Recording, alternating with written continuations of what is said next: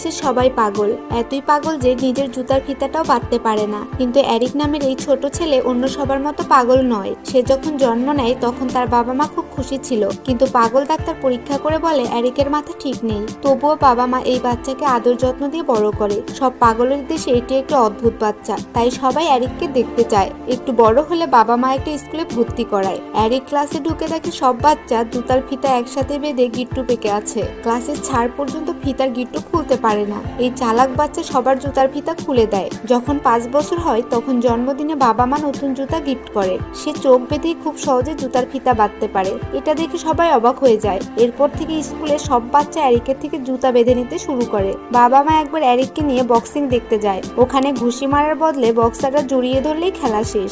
Eric খেলার সময় একজনকে ঘুষি মেরে ধরাশায়ী করে। ডাক্তার এসে ধরাশায়ীকে নিয়ে যাওয়া বাদ দিয়ে এরিককে চিকিৎসার জন্য নিয়ে যায়।